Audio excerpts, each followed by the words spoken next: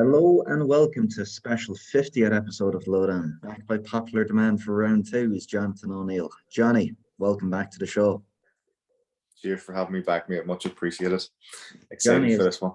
Johnny, I suppose since we last spoke, you were in Canada. Now you're back in Ireland. I mean, what's going on there at the moment? I just came back quickly, mate. I was in Toronto for 10 months in an incubator with a lockdown, and just wanted to come home and see family and friends for Christmas. So yeah, hopefully be back out in Canada in the next 2 months. And have you any good news, I suppose, on the horizon? Yes, I do. So Are you hopefully at liberty to discuss, or should I ask further questions? Ask nothing else. Might be the next podcast, mate. Do you know what it's like with football? Until your feet are on the ground in the new environment, you just don't know what's happening, as I have learned the past few years. So I'm going to keep that one tight to my chest for now. What is good, though, is the app is about 2 weeks from being off a beta version for a test. So that's something I can tease you with. And I suppose, the last time we spoke a lot about the app, we spoke a lot about emotional intelligence, but one thing which we kind of neglected, Johnny, was yourself. Obviously, your main discipline is, your main discipline being football coach. Now, I'm curious, what does a football coach do when he's not coaching, which was certainly the case for yourself in the past 10, 12 months. I'd imagine there was quite a time of incubation where you were given freedom to learn, you were given freedom to unlearn, but I suppose for everyone listening, what did that look like for yourself? It's funny, mate, because my whole world flipped upside down maybe 6 months earlier than everybody else's. So I had just taken a new role in Canada. And for a couple of reasons, the visa, I had made a couple of mistakes, which I'm sure a lot of people have done if they're doing their own visa forms, which meant I had to leave the country. So I ended up not able to work, able to stay in the country. So had 3 months there where I had spare time. So I figured, what would I be doing if I was working? The only thing I didn't do in those 3 months that I would have been doing otherwise was run 2 coaching sessions per day. So I suppose 6 months before COVID happened, this would have been maybe July 2019. I had already sunk my head into the books and had just started to try and download more information, try and become a better coach, and obviously try and develop the preconditions to being able to get that ability out as well, which I think is key. So yeah, luckily I ended up getting a new gig in November and flying to China, and obviously that was November 2019. And we can look back now, 2 years on, which is funny, from entering China. It's been 2 years, yeah. So I suppose having a head start on everybody else, I had already started on a journey of personal development and incubation. And from then, it's probably just been courses, directed learning, keeping my fitness, maintaining mental balance and well-being, while still having one eye on my football career and hoping that I get to do the extra thing each day that I would love to do if I had the time and the opportunity, which was to coach. I suppose during that time off, Johnny, was it more structured or was it kind of unstructured? Were you letting the mind wander and were you trying to kind of cross-pollinate from different ideas, spend time studying different disciplines perhaps? A full-time football coach wouldn't necessarily have the time to gravitate towards. Mm-hmm. You know what? I think there's times when it's been really ordered and structured in a general direction, and then I allow it to wander in little tributaries of that. So, for example, neuroscience has been big with me this year, just because I was doing a Raymond Verheyen course, and we started from the top and worked our way down from scanning and perception and all that kind of stuff. And I was just really intrigued in how the brain worked and how that actually worked, and if I'm a player, having the conscious understanding of if the ball's coming to me, what's happening. So these kind of things are really intriguing me. So yeah, there was a neuroscience direction, and then probably zooming more into football actions. So there was certainly a direction to it, mate. But I think I got to the point for everybody where it was hard to keep and maintain a structure. What I was very lucky and had been doing for a couple of years before was something called bullet journaling, which is something that allowed me to have a structured, unstructured day or week or month, whereby I had a certain couple of things that I wanted to track and do during the day. habits, let's say. And if I got those done, I was happy to spend the rest of my day doing whatever I would like. So I suppose I would go from having maybe structured mornings with a bit more of a loose afternoon, and I would probably have my head in the books with a coffee. Yeah, so it was a bit of exploratory research, but with a direction on something that's going to help me in the present and help me in the future. I always think it's good to, when you even have that unstructured time, that it's always kind of directed towards something ultimately. I mean, the last time we spoke at the end of the podcast, Johnny, I mean, one of your bits of advice for those listening was, you know, always keep learning, always keep learning. But as we both know, I mean, even being present just on Twitter, the football community there at times can be quite toxic. And then at other times when you go looking for information, you're just drowning. So, I mean, how do you go about that process as a coach? I suppose taking one to learn and then filtering the other bits out. I think part of it's just luck, mate. Like even general life, I'm not a big social media person, so I don't spend a lot of time on there. So I think I haven't had my lens tampered with or interfered with. And I know learning is non-linear, but sometimes it's good to have a structure and a hierarchy of how things are, where they sit in relation to other things. So I had 2 courses I was on last year. I was on a 1-year online mentorship with Raymond Verheyen, which I would really recommend to any coach at any level. And then I was on another one with Ray Parr. Ray Parr is an Irish coach who had a structured coach education program as well. The best thing about them was not just the information, it was the access to these real high quality people. And what I found the highest value of was actually meeting people like yourself, Connor, through these kind of courses, or just through connecting without social media. So I've been very, very fortunate that I've connected with very good people over the past couple of years, and it just led me to good information, to be honest. So it's been quite organic. And I think I've been quite lucky because I do see the amount of information out there, and it is very, very difficult as a coach to know what is valuable and what is not. Yeah, and it's quite interesting meeting people like yourself who, I mean, you've taken an alternative stance in the game, looking at emotional intelligence. There's others that come into the game from a data lens and an analyst point of view, others that are just kind of beset by the beauty of the game, Johnny. But at the end of the day, I think why you see so many different personas being attracted to the game of football, my own view is that it's an unsolvable game. There's an element of mystique and mystery behind it. And it's Peter Kravitz, he said it before, which we've discussed ourselves. You know, what did he say about football? It's like a game of chess, but you play it with dice. So it's just like, you know, how do you solve that game? How do you solve? It's like it's like a chaos and control on a sliding scale, really, is it? It's like life, mate. You can put so much order to it and you can try and control it, but eventually it's going to throw something at that you have never dealt with before. And one way or another, you're going to have to deal with it. So yeah, it's pretty much a microcosm of life. And everybody needs something to give them that direction. And obviously the biggest sport in the world and the best, it's a pretty easy avenue. And then if you even look at the amount of money that's coming into football at the minute, I think Arsene Wenger believes the projection was that the money in football is going to double over the next 5-10 years. So you think about how that intersects with every other industry that can connect to sport. And what I have noticed recently is there's a lot of people who are really passionate about football, who were in other industries, who are now trying to make football part of their day-to-day, which is fantastic because it is an opportunity. It is, and I think it's, as you said, it's that opportunity. Matt Slater had a great article yesterday, in fact, on The Athletic, where he said the whole championship is up for sale. All 24 clubs in the championship have a combined net debt of £1.5 billion, which is absolutely astronomical. And it's just, you see all these people that are using football clubs, whether it's for playthings or a lucrative investment, it's all with that opportunity of being promoted to the Premier League where the big bucks are.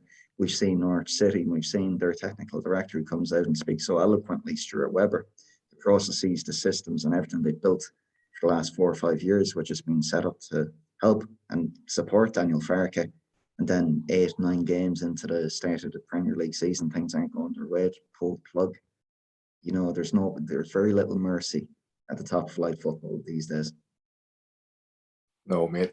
It's like that Pink Floyd song, Money. I think I'll buy me a football team. So I mean, it's been going on from the dawn of time. It's pretty much like the Coliseum. So there's always going to be the need for the people to have the games, and luckily we get to be involved in some capacity.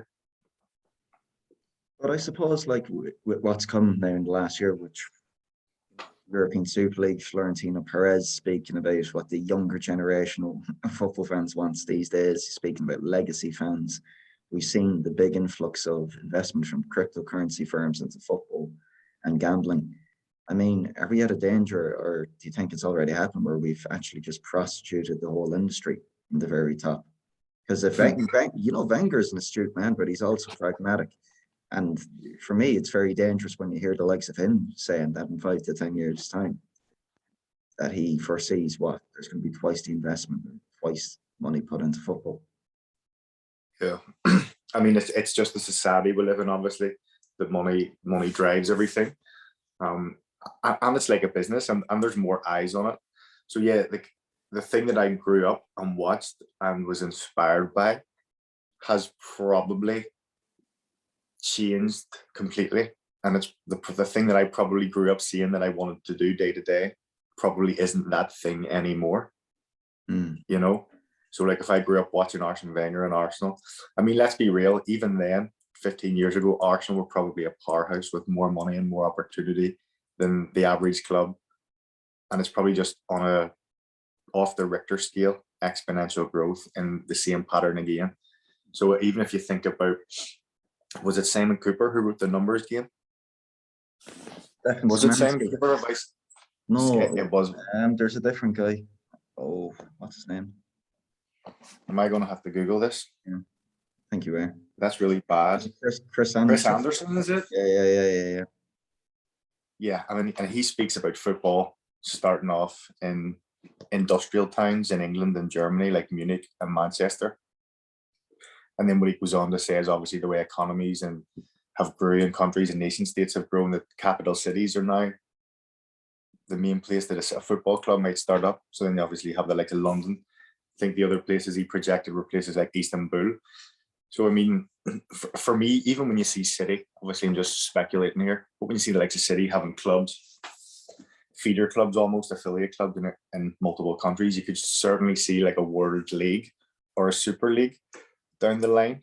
Don't know how that would go with our climate friends. Obviously, that wouldn't be too great for the world, traveling around the world playing football all day. But I really do have a feeling that it'll happen one day, and I would love to see it too. Yeah, and then just even getting back to what you said earlier on about the thing that you fell in love with when you were younger isn't the same as it was nowadays. Even something stupid, the Panini stickers or the Premier League albums we used to religiously fill out as kids. These days it's been replaced, it's all digital. I mean, even for kids nowadays, I still don't understand the fun in collecting these FIFA Ultimate coins. Or it just, I don't know, it just feels wrong to me. The very nature of Panini moving digitally. It's everything. Everything's getting easier. You used to have to take the sticker off and then stick it on, and if you didn't get it right, you would have had to pull it back off and put it back on. Yeah, they were good times, mate. I think for me, like when you say that, the thing that really intrigued me about football was just the passion from these people. Like when you go and listen to Alex Ferguson give an interview, or you listen to Wenger or any of Arsene Wenger's players, every single one of those people were so passionate about what they were doing. And I mean, we can talk about the beauty of the game for sure. Everyone there was there for the beauty of the game, but they were all ultra winners too. Yeah, but I think what's compelling about football is the very kind of diverse nature of the industry. You look at two of the most influential coaches in recent years, Sir Alex Ferguson, Marcelo Bielsa. You know, Alex Ferguson growing up in the dockyards of Gowan in Glasgow, and then Marcelo Bielsa growing up in a house full of lawyers and architects, Argentine aristocracy, really. And then, you know, I merged that now with what Tim Vickery said in one of my previous shows, where he spoke about Cesar Luis Menotti. And I asked him, you know, how do you describe football in one sentence? And says, Menotti said years ago, football is simple. It's a gift from the working class to the whole world. What do you think when someone asks you what is football? It's interesting. It's interesting because for me, coaching, 5 different teams now, ranging from under 6s to under 16s. I would actually say that's a different experience. I view football in a different light there. I would describe it differently compared to, let's say, my fandom of Chelsea, supporting the Irish team. I don't see them as I see them as 2 separate games, 2 different sports, 2 different industries, if I'm being completely honest. What about you? It's just funny when you said that. What is football to you? And the 2 words that come to my head, and the first one probably comes because it was speaking about United and Arsenal, and the word was war. I think of war, and then the other word I think of is art. So I think there's certainly the art element to it, whereby there's something about expression and individual expression and group identity. Then there's also something about tribal battle and going with these people against somebody else. I think these are really human things that. But it's interesting, like you have 2 different ends of the spectrum when you speak about art and war, when you're referring to, as we all know, Wenger's Arsene and Ferguson's United. And then, in recent years, we've had one of the most beautiful football teams of all time, Pep Guardiola's Barcelona. But do you think there's a risk in this age of information that we're seeing a lot of similar styles being churned out? We don't see anybody that's completely distinctly different off the bat. I suppose one team this season that has just completely enveloped me has been Roberto De Zerbi's Shakhtar Donetsk. But to be honest, he's been doing it with Sassuolo for numerous years in Serie A. But bar that, I just see everything as kind of a convergence of 2 or 3 similar styles stemming from the top. There's no one that's, really unique, Johnny, that's standing out. Yeah, this is what I've been pondering as well, mate. And I know they say that they're taking Mavericks out of academies and stuff and they're killing the creative player, but I'm not necessarily sure that's true either. I know that Wenger, I think it might have been his last book, he said that everybody has a game model and everybody has a philosophy, but they all play the same way. I think that was a kind of dig at the way he's seen where football has been going, and maybe a little taster for what he has stored in the future. I really believe maybe it's just something to do with the risk entailing at the top level. Anytime I watch a Premier League game now, sure, there's differences in the teams, but most of them play the same way, the same style. It's almost like a basketball game, isn't it? Yeah. When they slowly but surely drop off and come central and compact and force teams to go around the outside, kind of the same way you would force a team to go around and hit three-pointers. And then if we can transition quick, we will. So yeah, I think a part of it's to do with the level closing off at the top. I think there was another stage there when the level, like we thought teams were going to run away with it for a couple of years, which they did, but then other teams got more money and more investment, and the top level has been the Premier Leagues again. You could say, okay, anyone can beat anybody. There was a couple of years that wasn't the case, and then when you're going to spend 30 million on a player, you're going to hopefully be buying a player that can do things for you in a game that are going to affect the other team. So yeah, I think it's something to do with risk. And then it's probably down to coaches and how brave or stupid they might be in these situations. And that's why, like you said, it's good to see teams like Shakhtar, who I haven't watched, and Sassuolo, who I've watched quite frequently, develop some really cool styles of play and some good players too, like Locatelli. I think what's part of the allure of getting into football in the first place, Johnny, and part of the romance is when you see a style of football that's not quite discernible off the eye, yet there's a mystique there as to actually how do you figure this out. I'm referring back to Antonio Conte when he came into Chelsea and did away with the back four, went to 3-4-3, and it took a while now. It took the best part of a year for other teams to figure that out. Pep Guardiola's Barcelona enjoyed unprecedented success for 3 to 4 years, whereas now I'm not saying it's a bad thing either, but with the convergence of data, with the numerical quants coming into the game, with all these different resources, teams trying to figure this out a lot quicker. And for me, it's making football somewhat less unpredictable as opposed to the sport we both fell in love with. Yeah, less time, less space, more predictable. Because you think about it, maybe Conte does that for a couple of games, and back then it's harder to clock him and to fix him and to solve it. Whereas now you have 4 or 5 analysts maybe at a team with the solve by the time you get to the training ground on the Monday. And it's something I always play with me. What makes the best coach? What makes the best coach the best team? Because everybody has all the data. Everyone knows how to defend centrally and compact. Everybody knows these things are all there. There's no hidden information really anymore. There's so many fantastic coaches out there on the floor, on the pitch, who can put their methodology into practice, or the football methodology into practice. So it's just something that's really curious. What separates the best coaches, and maybe we even look into it too much as coaches. Maybe it is more down to the football gods after a while, and we are just rolling the dice. I think that's the part that people miss in life and in football as a coach, and need to remember that not all of it, in fact, very minimal, is it in your control. And you have to enjoy it a little bit more, regardless of the level. I think who's best articulated this has been Marcelo Bielsa when he's speaking about player development in Phil Hay's new book, where he spoke about the top players. Like, you can just leave them be. You just need to give them a few pointers here and there. But there's this player in the middle where he's on the verge of making it within the academy, but necessarily you don't. He needs a lot more technical attention from the staff and from you, but he doesn't necessarily need to be automized, where you're just working off a solution space of 3-4 different principles. And I think what I heard during the week as well was very, very insightful and interesting as to how the top clubs are doing it. MK Dons, their technical director, Liam Sweeting, he was on the Athletic Football podcast, and they were speaking about the club's philosophy in terms of recruitment, style of play. Last season, they had Russell Martin, and they figure in the top 2-3 percentile in the whole of Europe for possession.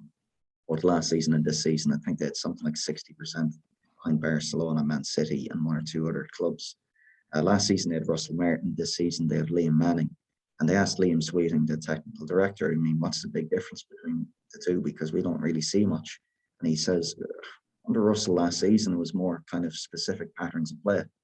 This season, under Liam Manning, it's what broader principles in play, but we all adhere to the same style of play, same philosophy. Isn't that really interesting? Yeah, I mean, I think it's about finding the appropriate coach for the role. I think I was reading that in Mensch. They were saying that there's no such thing as a good coach or a bad coach. There's such a thing as an appropriate coach. And it goes back to your point about how we treat a player. For sure, there's no way that a 32-year-old, like I can remember having a guy on my team, I'm not going to mention his name, but it was one league below Irish League Premier, and he had played and scored tens of goals for seasons in the Irish Premier League, and he had dropped down to a league, and we were coaching the under-20s, and he came into our squad for a game, and we went in for a team talk. And the thing that I always think about is, by the time we have got to the changing room, by the time the game is about to go on, all I can do is mess this up for these guys. Like, all I can do is interfere, because they have done their work, they're ready to go out and perform while I interfere. So I went to give the team talk, and he's not used to coming into my changing room. My team talk is literally, okay, lads, are you ready to go? Because I had told, like, we can become like broken records sometimes, and they say, yeah, we're ready to go. And he's shocked. He looks up and goes, I was waiting on a Jose Mourinho speech there. And I was like, I'm sorry, you're disappointing me. I have nothing to say at this moment in time. Yeah, so I think there's certainly the art of coaching is about when to interfere and when to not. And I think it's most of the time about when not to. I think that's the part we miss. Yeah, and I think that's a separate conversation in and of itself. I suppose getting back to one of our initial points, I mean, obviously, you spending time out of the football game now, Johnny's obviously giving you time to sit down and kind of reflect. And obviously, you've said you've done numerous courses, you've spoken to numerous people, such as myself, in the past year. But I suppose, has there been anyone in particular, or any few groups of coaches that have particularly kind of changed the way you think or feel about any of your deeply held beliefs over the past 12 months? I don't think I've thrown anything completely out, but I have certainly went from complete non-interference to more tactical direction. And it was probably Yami. Yanni Salatzidis who did this, because when we met, Yanni would have been running the high performance program for the girls in a province in Canada, and I would have been in charge of the boys, although we had slightly different programs. But I was all about non-interference, and he was about something different. He's very tactically brilliant, and I hate to throw something out and say my way is the way until I have this other person's way inside out and understand it to the level that they do. And maybe I'll never understand that to the level he would, because he's a special guy.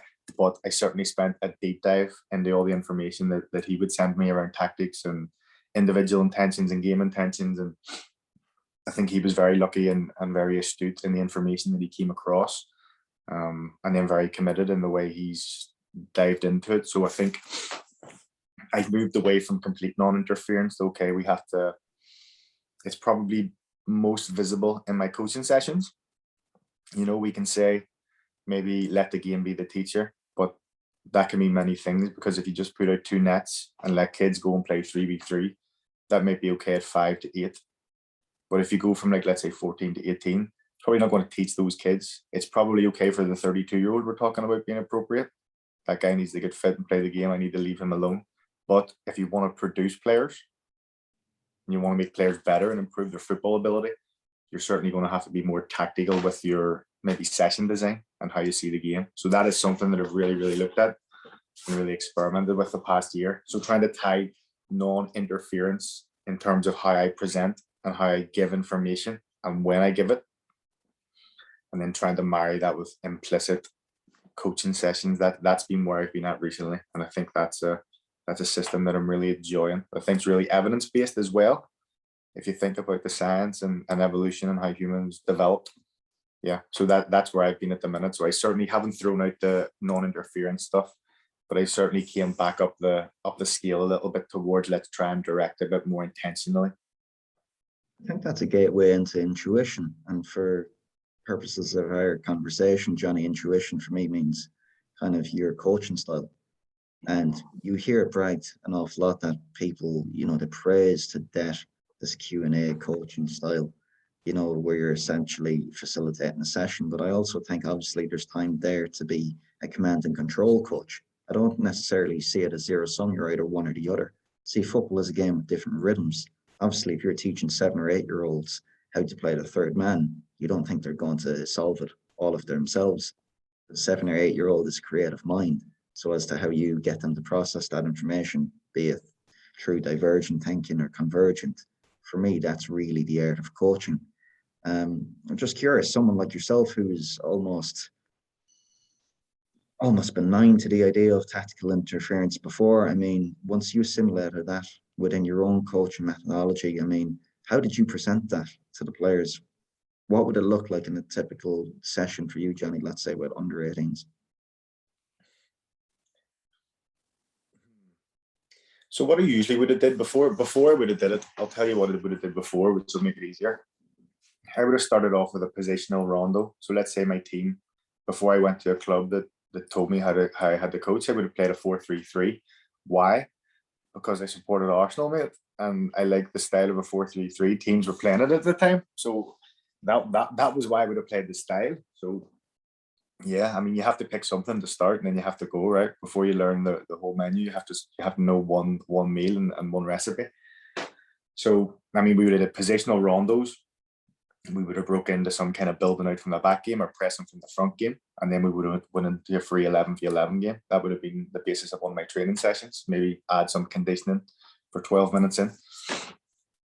But having went to Vancouver and worked with Bart Schofer, who's a very good Dutch coach, who's a master of youth development, and he's very, very big on implicit learning, game-based learning. It's basically about training the unconscious action patterns of the player. So, for example, as opposed to just having a 3v3 forward, you'll have a 3v3 with a box in the middle of the pitch. And the tactical principle might be creating numerical superiority in the midfield. And it might be you have to drop into this box and receive, or you have to play one touch off this box to receive before you can score a goal. So for me, like I say, I was learning as much as the players were, but luckily there was a coach in place before me, and there was a system in place where they had been doing these activities before, which meant that they could more or less teach me how to run these activities, because all I needed to do was lay out the cones and set them up and observe.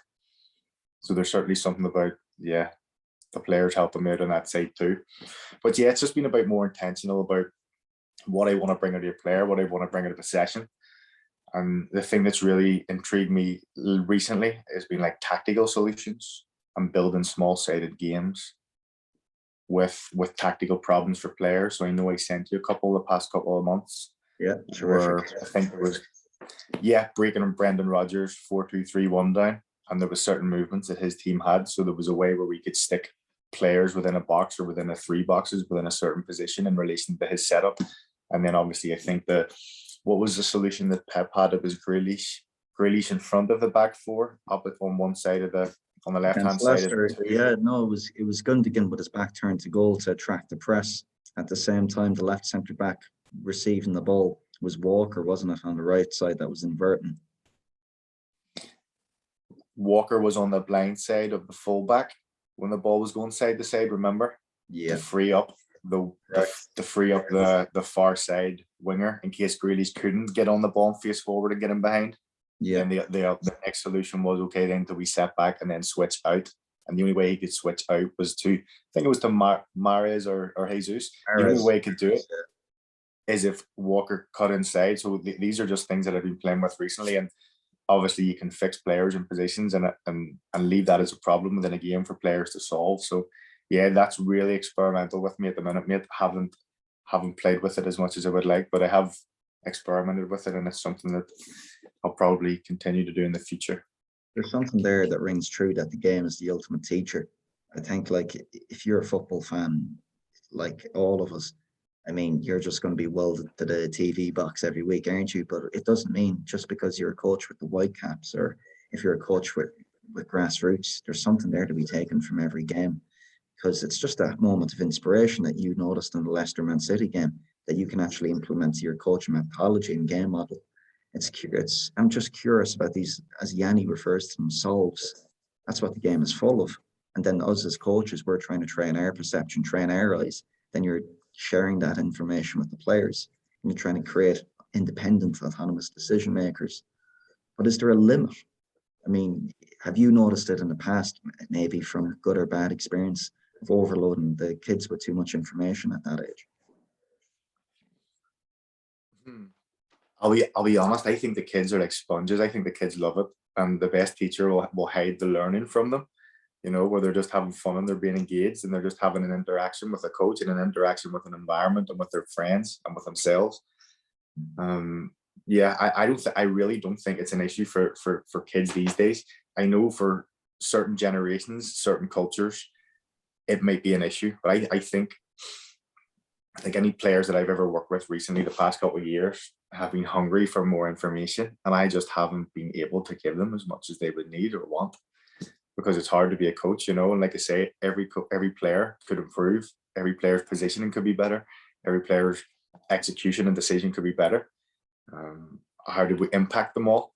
I think we're never ever going to have enough to impact them all. But is there a moment to just say, lads, leave it alone, let's play this game? Certainly, because you can look into something too much and miss the beauty of it all. I think it was Bruce Lee who said, it's like a finger pointing to the moon. Don't concentrate on the finger or you'll miss all the heavenly glory. So we are certainly at risk of doing that, particularly people who are tactical in, cerebral, maybe overly cerebral in nature, or overly deep in thought. Maybe that's something I can be at risk of as well, which I think is even more important, why we need to have things outside football to level us out and remind us what life's all about, and then bring that back into football. And without generalizing a whole generation, do you think, obviously today's generation, they're not as accustomed as we were sitting down watching 90-minute games of football? You see that as a negative thing?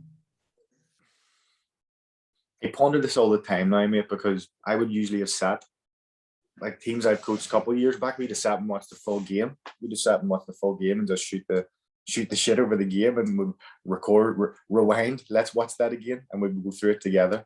obviously that's a much different environment if I'm coaching a bunch of under 15s than coaching a bunch of adults, right? But there's really something that is valuable about being able to go to something and access 10-second clips and see. So, example, if I want to go and watch Man City's build up and I can watch 10 clips one after another from one game, that's a highly valuable experiment. That's highly valuable for the players to watch. It's highly valuable for us as coaches to analyze. But if we're only ever to watch City's build ups one after another every 10 seconds, you're missing the essence of the game. It's not the way the game works. The game works, it's 90 minutes and the ball goes out and one team has the ball, one team loses it. I think we're certainly at the risk of not balancing that out, because I do see a lot of people skip now and be like, oh, just give me the clips or just give me the key points. Like sometimes you can't connect other things in the background in your brain, that ideas you might be able to extrapolate and cross-pollinate if you don't go into the depths. It's like if there's a 3-hour podcast, maybe you want the 3 key points and they'll be valuable to you, but maybe there was something said in conversation that will trigger something in your brain that will expand a completely other avenue to go down and be curious about. So there's something about doing deep work, but there's also something about having access to shallow information. I say shallow, maybe there's a lot of value in those 10-second clips too, which I know there is. Exactly, and I think it's left side brain versus right side brain. Left side very logical, cause and effect. Right sided brain divergent. With that being said, cause and effect, one of your hobbies is keeping up to date with Arsenal. I mean, after losing 5-0 to Man City, that mauling at the end of August, things have changed for Mikel Arteta's men. What's going on? For me, mate, the thing that has changed is the goalkeeper. I think, yeah, I'll be honest. Like, I'm sure there's other variables, but having watched Arsenal for the past 20 years, I think when Arteta had just came in and he had changes to make, one of the best changes he made for me, I think it was forced his hand, was Martinez coming into nets. I always like Pep Guardiola's quote: the quicker the ball goes up, the quicker it comes back. And I always think about that when I think about the switch we made from Martinez to Leno coming back into nets. We couldn't build up under high press against Liverpool or City or Chelsea like we did in the beginning. And then once we broke the press, we had Aubameyang in behind with all that space, and that's how we won the FA Cup. I think when Leno, who's been great in many ways, and a great shot stopper, a great goalkeeper, I could be talking at a line here, and I haven't looked at stats. I don't think he is at the level of the top teams who want to play. When I say like play from the back, I just mean play football. Like teams who want their goalkeeper to be able to play the ball to their striker in between or in behind, or to the fullback's chest if there's a compact central press. We weren't able to. We were at the mercy of the football gods a lot more when Leno had to go long or from him every time. So yeah, I think when Ramsdale came in, a lot more stable, a lot more control of possession. And yeah, I think we're just doing now what we were doing when Martinez came in, which was having the ability to beat the top teams.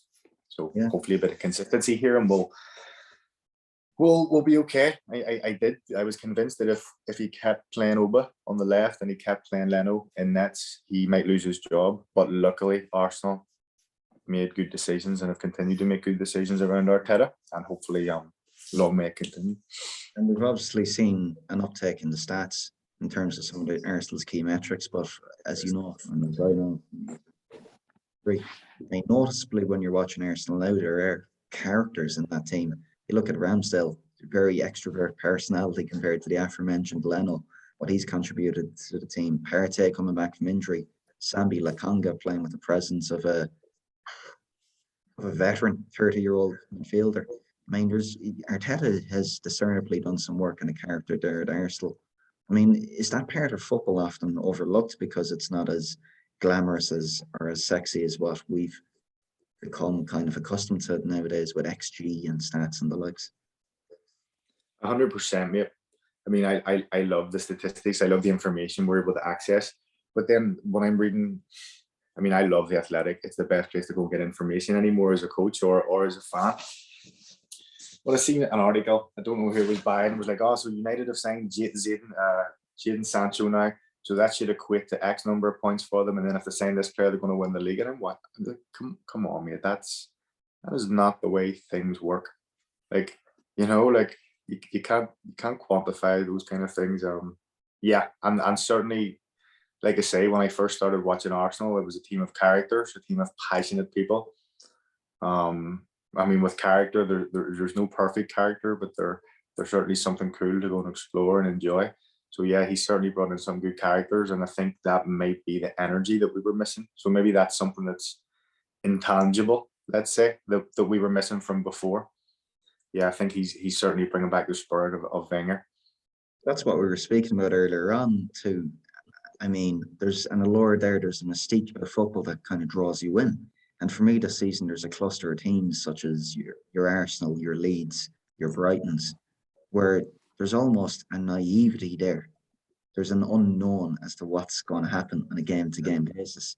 I mean, Leeds, I mean, they're only a few points above the drop zone at this stage, but they've been absolutely brilliant and so exciting to watch all season because every game's like World Cup final. It's just hectic. That there's Yeah, no other way I can describe it with Arsenal too. Even rewatching the Leicester Arsenal game a few weeks ago, Arsenal got pummeled from pillar to post in the second half. But there was just something that ignites the senses of watching a team kind of find its feet, find its character bit by bit. You look at the backbone there for Ramsdale, Bukayo Saka, Emil Smith Rowe. There's certain good times on the horizon for Arteta's men. Then one thing you've been griping with me about over the past few weeks too has been Chelsea and their XG. Do you think it's going to last?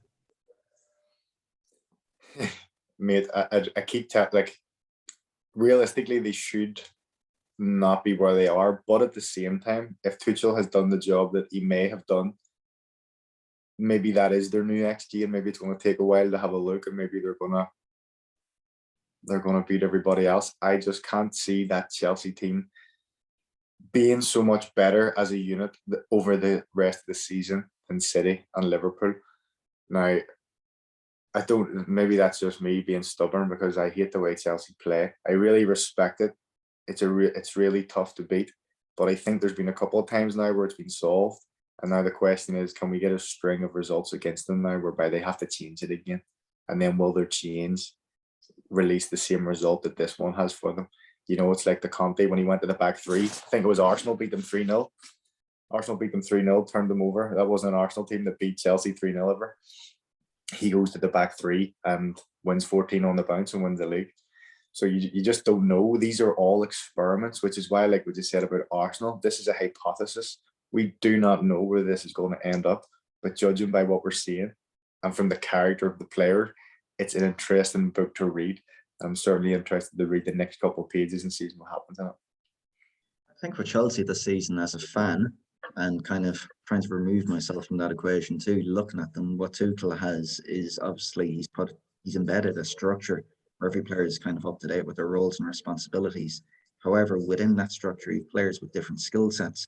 I look at right wing back, for example, and I look at club captain Cesar Azpilicueta. Now he offers totally something very different in possession of the ball compared to Callum Hudson-Odoi, who's played frequently in that position this season, and Reece James.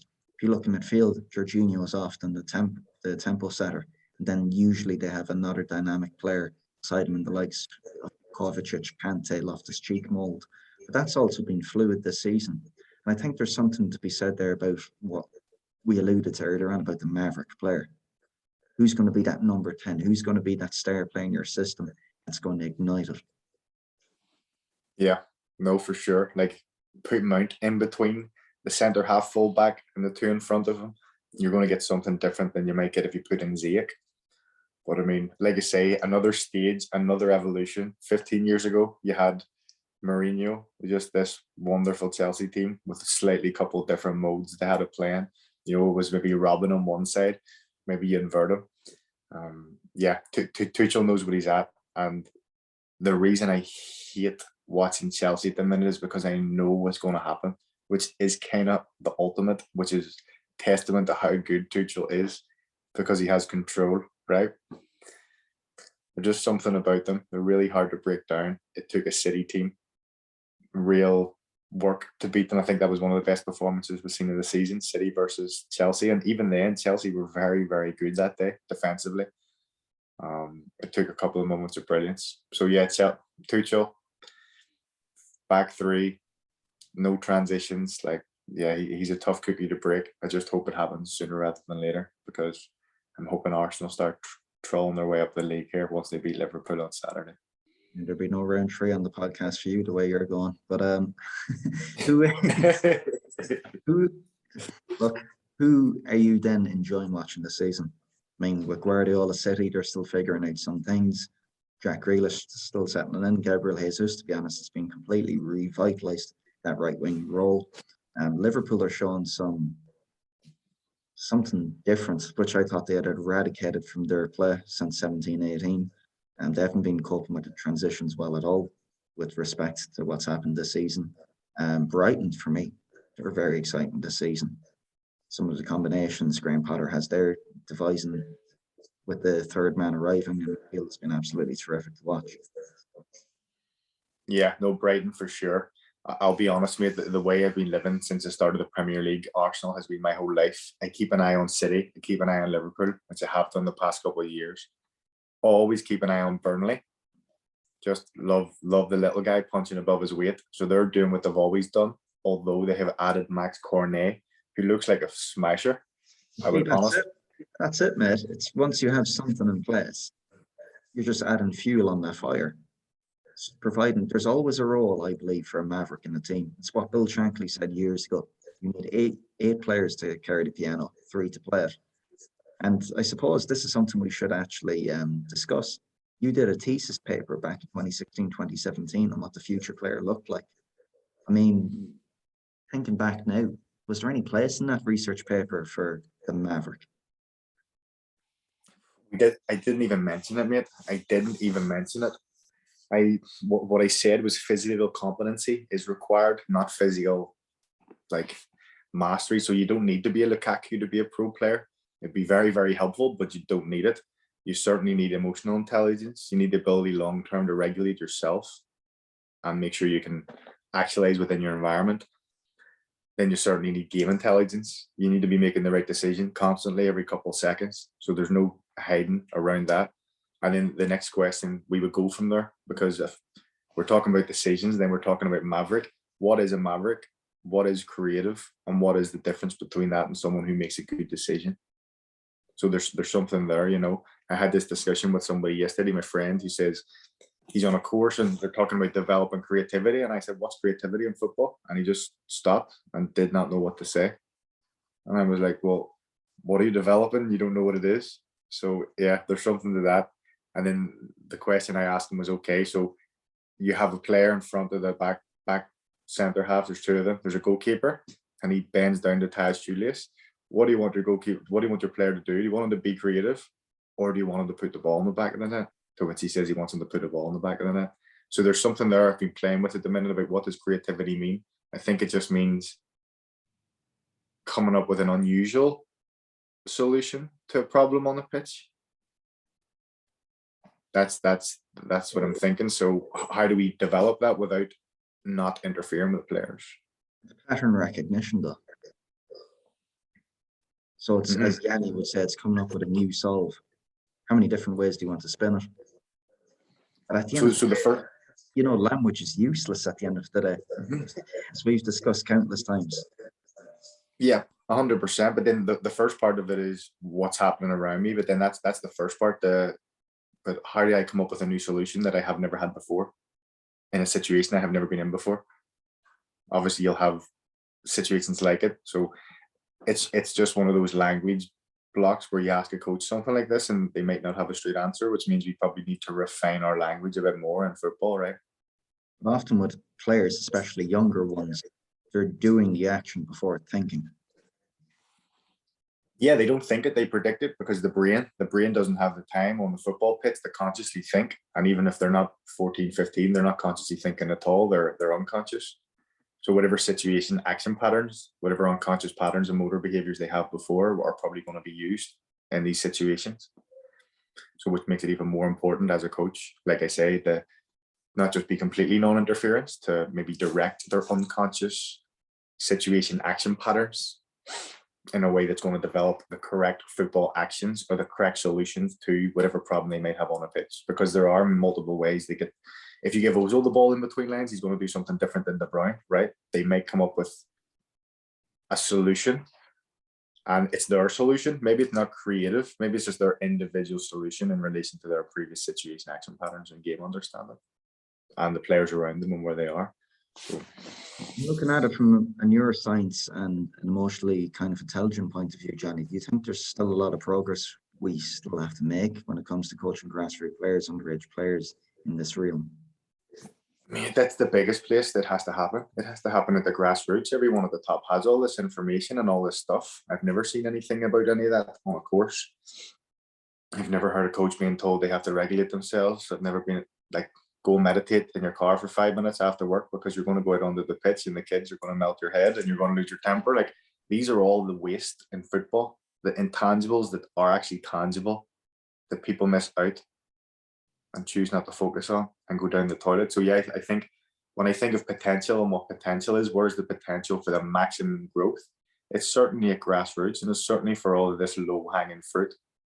You know, the mental skills, like good habits, how you as a coach present yourself to your players. All these things, there's so much waste in here that, I mean, it's that whole never-ending debate about the professionalization of the sport and stuff and voluntary. Will we ever have a solution for it? Maybe in 50 years, who knows? But the over professionalization, Johnny, where it stems from me, is there's a lack of context because there's a lack of presence. And there's a lack of presence because there's somewhat bit of an ego there. I'm coaching grassroots, but I want to deliver the session I saw from Gerrard at Aston Villa or from Guardiola at City. I'm going to dictate that upon to the players, blah, blah, blah. And if the players don't listen to me, it means they're kids. They're supposed to act like that way. It's very interesting because I know you do an awful lot of work with your own app regarding emotional intelligence, not only for coaches, but for players too. And I mean, like, with this being said and all, I mean, you did the research paper, what, 4 or 5 years ago now? I mean, are you confident that any of these hypotheses have been realized, or will they be realized over the coming years? I mean, I'll be honest, this is, the whole app has came from that. The way I look at everything is everybody has the potential to do something. They have actions that they take over the day, and that's their performance. The same way their performance on a football pitch is, this is the amount of actions they do on the pitch, and cumulatively that is their performance. They hit 8 shots, they scored 2 goals, right?